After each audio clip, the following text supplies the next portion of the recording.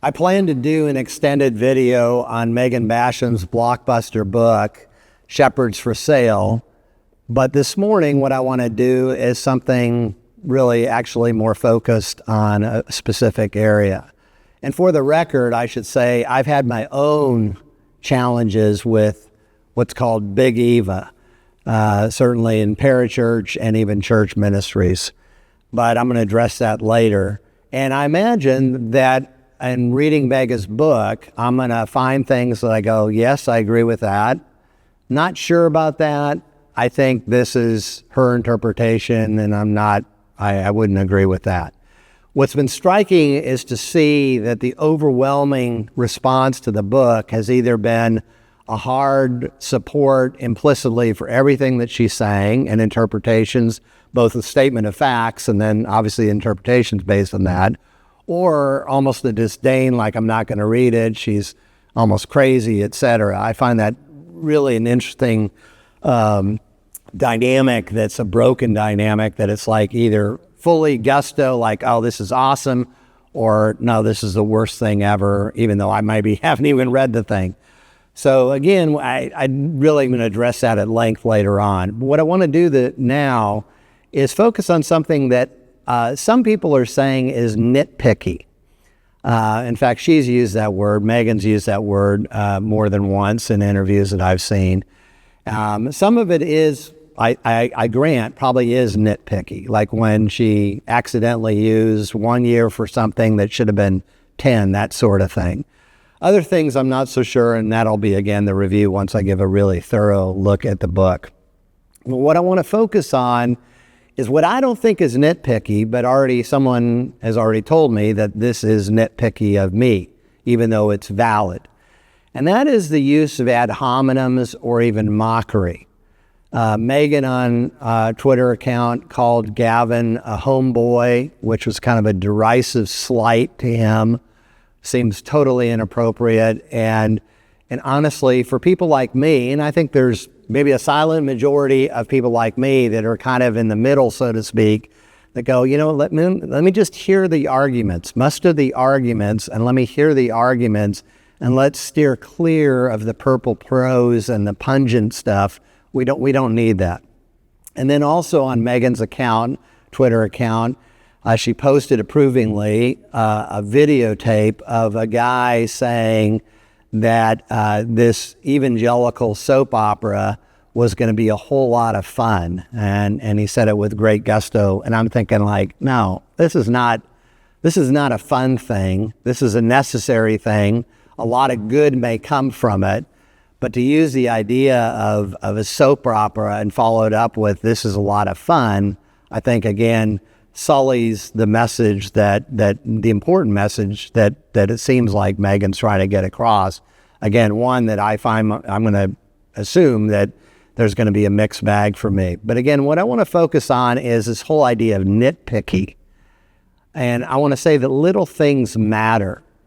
Years ago, I read a terrific book called Remembering the Christian Past by one of my favorite historians, Robert Wilkin. And in it, he quotes Plutarch. And he mentions that Plutarch recognized that deeds need not mean great and noble displays to really show a person's character. They don't necessarily have to be these wow kind of events of courage. And then Plutarch says this: a slight thing, like a phrase or a jest, Plutarch said, is often more revealing of character than battles where thousands fall. And then Wilkin closes with this line: for character has to do with constancy and steadiness.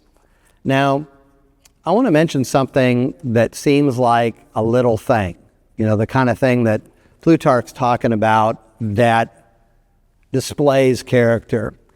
And you might say, wow, how did you remember this? And I'll explain. So in 2016, Gavin Ortlund got his PhD from Fuller Theological Seminary. And his father, Ray Ortlund, who also has a PhD from Aberdeen in Old Testament, and then he's got two brothers that also have PhDs, one from Wheaton in New Testament, and one from Edinburgh in Old Testament. So it's a family of 4 PhDs there in different disciplines. Anyway, point is that Ray Ortlund, the father, posted on his Instagram account a picture of Gavin's diploma from Fuller. Didn't say anything about it other than, I think he said, congratulations, job well done, some generic kind of comment. And then you could very easily see on the diploma that under Doctor of Philosophy it said with distinction. Well, this got me curious. So that's a big deal, and I won't explain much more than to say that's a big deal, not only get a PhD, but programs, some of them, not all of them have them, but some European schools, some American have where you get your doctorate and then you get a certain honor, maybe ascribed. And not everyone that gets their doctorate gets that honor. So that's a big deal. So I decided to go look at Gavin's CV, his curriculum vitae, his extended resume as a scholar. And I looked at his degrees. He's got an undergraduate from Georgia, an MDiv from Covenant Theological Seminary, and the PhD from Fuller. And no honors are listed in any of the degrees. Now, as some background, I've interviewed hundreds of scholars, writers, and leaders. I've looked at literally probably north of 2,000 CVs, and that's probably conservative. I almost never have seen someone not list their honors, okay? So I go on Gavin's CV, and undergraduate, no honors listed. MDiv, no honors listed. And the distinction, which I knew that he had gotten for his PhD, which, again, seeing hundreds and hundreds of CVs, thousands really, that have had the PhD, that have those honors, always are listed. So I reached out to Gavin, and I said, I'm curious why you didn't put down, we emailed, and I said, I'm curious. For the record, I should say this, I don't know Gavin. I've just had these email exchanges with him, very brief. So I reached out to him, I said, Gavin, by the way, I was looking at your CV, and I noticed you did not put down that you graduated with distinction from Fuller Seminary. Why? He wrote back, and he said, well, I just didn't think to do it. So I wrote him another email. I said, I also noticed that with your MDiv and your undergraduate, you didn't list any honors either. Curious why. And then second email, he said, well, in college, I wasn't a very good student, which will surprise, I think, a lot of people that watch Gavin's really, really well done videos. But he said, I wasn't a great student at Georgia, so there was no honors there. And then he said another very curious thing. He goes, I'm not sure if I got any honors at Covenant or not, which that right there was surprising. But so I emailed him back and I said, well, hey, I'm going to be doing this video and I've got a point to it that little things matter. And so I can call Covenant Seminary and find out, look at a graduation, brochure and find out, what those honors were. Or if you know where your diploma is, you could check for me and tell me. So he wrote back and he said, I'll go check. So he goes and checks, and then he writes me back and he said, well, I got my MDiv magna cum laude, high honors.